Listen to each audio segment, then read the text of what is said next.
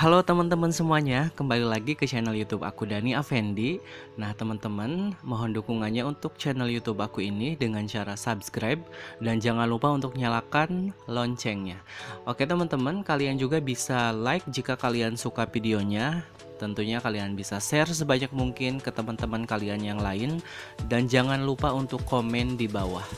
Iya, seperti yang kita tahu, program Kartu Prakerja dari pemerintah yang semula dirancang Presiden untuk para pencari kerja, terus untuk para pengangguran dan masyarakat yang terdampak pandemi COVID-19.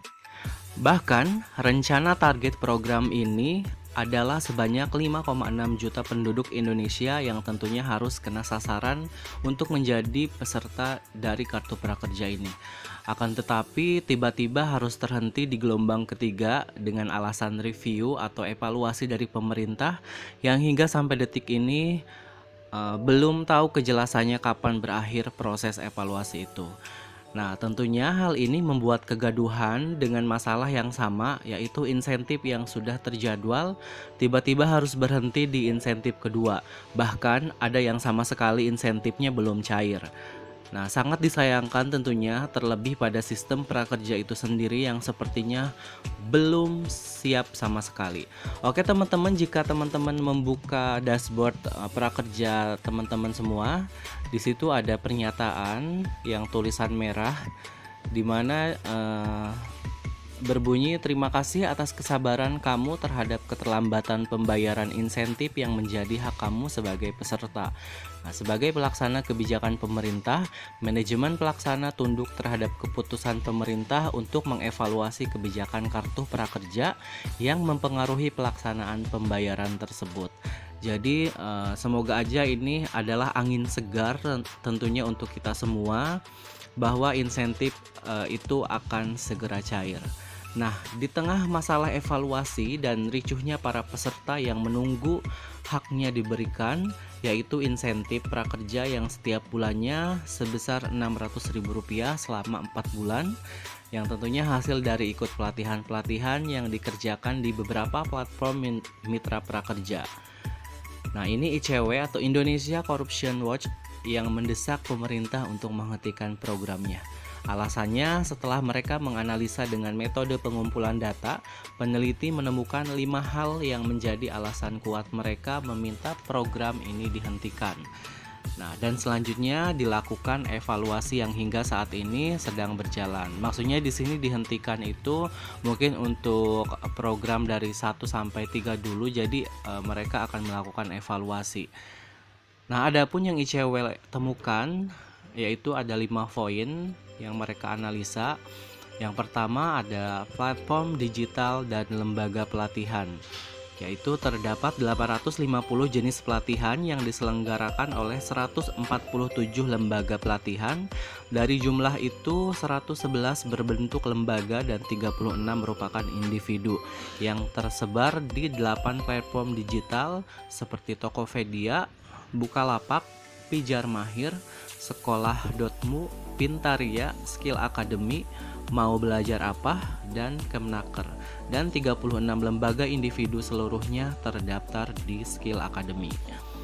Ya, untuk yang poin keduanya yaitu tidak adanya standar harga. Jadi beberapa pelatihan menawarkan jenis pelatihan yang sama tetapi dengan harga berbeda-beda, yang padahal menurut ICW sendiri pelatihannya masih berada dalam naungan lembaga yang sama dan tidak adanya transparansi atau standar dalam penetapan harga pelatihan. Padahal dana yang digunakan untuk membiayai pelatihan ini adalah bersumber dari APBN. Nah, untuk yang poin ketiganya, besaran komisi platform tidak jelas. Ada ketidakjelasan standar komisi yang akan diterima oleh para mitra kartu prakerja. Ya, dari setiap pelatihan yang diikuti pesertanya, tentunya ia menyebutkan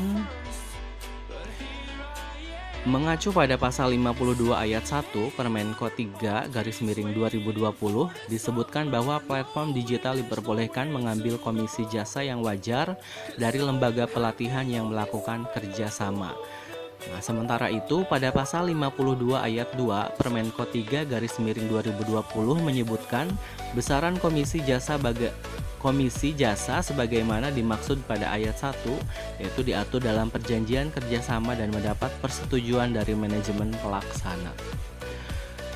Oke, dan untuk poin keempatnya, lembaga pelatihan diduga tak memiliki pengalaman. Jadi melihat latar belakang dari lembaga pelatihan yang ikut dalam program prakerja ini, setidaknya ada 2 lembaga yang latar belakangnya dipertanyakan dan melakukan pelatihan online dengan materi junior desain grafis yang setelah ditelusuri itu merupakan lembaga pendidikan yang menyelenggarakan pendidikan dari tingkat taman kanak-kanak hingga politeknik dan tidak memiliki pengalaman dan melakukan pelatihan secara online.